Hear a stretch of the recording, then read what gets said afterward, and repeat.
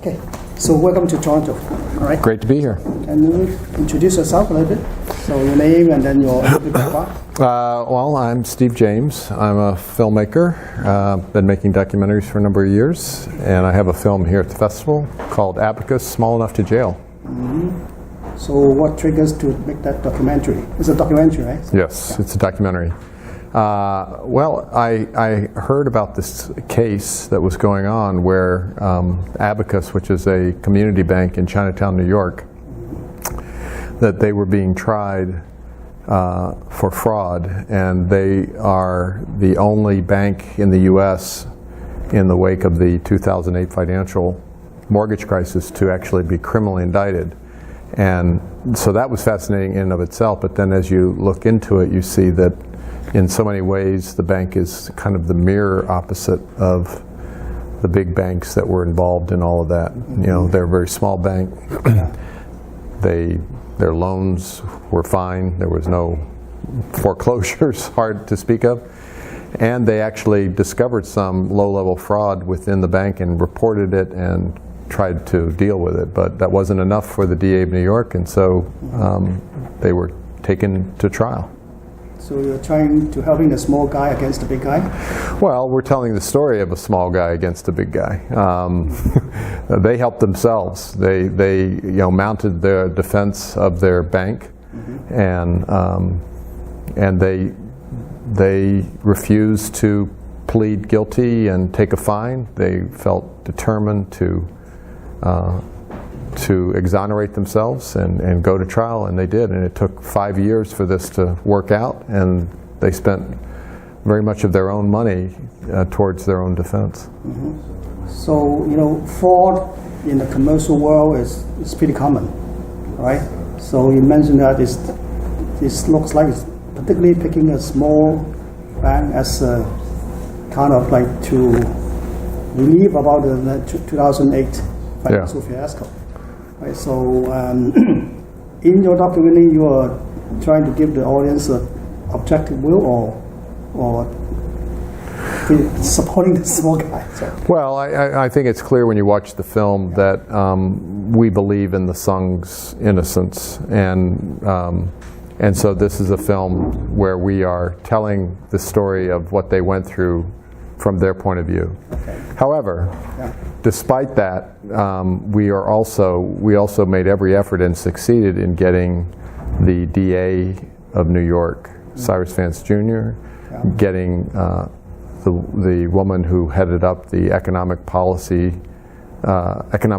unit to be interviewed, and we even spoke to a juror who was inclined to see them as guilty until, at a certain point. And so we make sure that some of those voices that were opposed to Abacus and are in there, and they get the opportunity to lay out their case against the bank. Okay. Is it very difficult to get those people on camera and see? It can be very hard. We persevered, and one of our co-producers, Nick Verbitsky, was particularly strong in terms of persistently pursuing those folks to be a part of our film, and succeeded.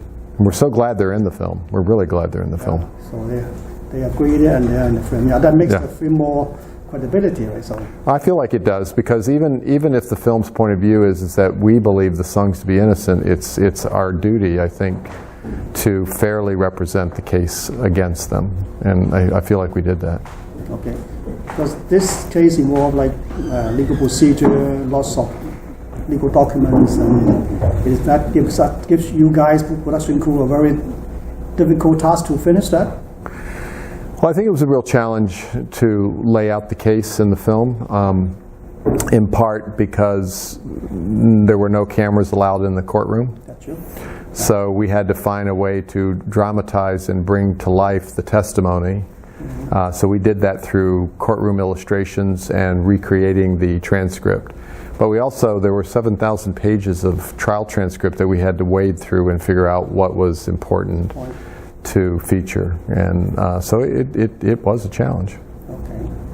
To you, what kind of expectation from the audience when they see your documentary? This documentary? What is the expectation? Yeah. So Well, what's the response from the audience? well, I mean, we've just premiered it last night, yesterday at here at TIFF. So that was a great response for the premiere, which was really heartening. Yeah. You know, I think we want the audience to look at this story that really is an important but untold story, and think about what it means against that larger backdrop and those questions of who gets justice in America, who is put on trial and who is not. But I think it's also a film that's a strong statement about a community in Chinatown and a bank that was central to that community, and their will and perseverance. I see.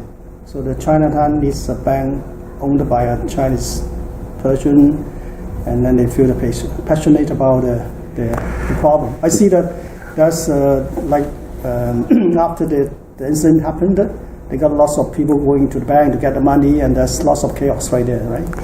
Yeah, well, that's what happened in 2003 when they had a problem. Yeah. But and it was only because Mr. Sung was able to go out and speak to the people in the streets and comfort them and explain to them that everything was going to be fine, that that was averted. The run on the bank was ultimately averted.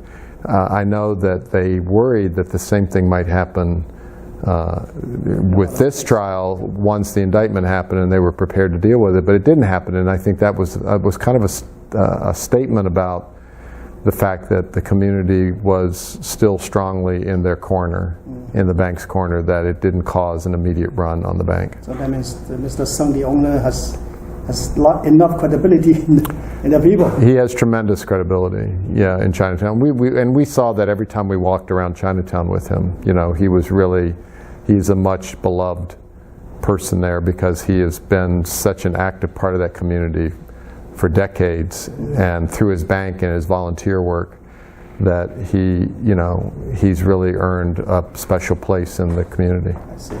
So from the beginning, like thinking about to make this documentary until finish, how long did it take? The film took over a year to make. I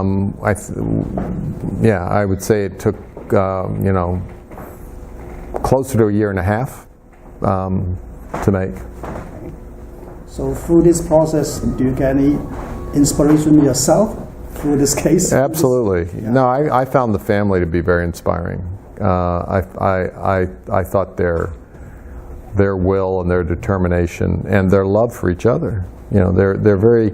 Yes, you see them arguing over things, and at times in the film, a strategy or how to write a document. You see that, and that's true to who they are. But you also see that they're an incredibly close-knit family, and I think, and that's one of the real joys of making the film. Okay, and then you make good friends too, right? Yeah. Okay, thank you. Thank you very much.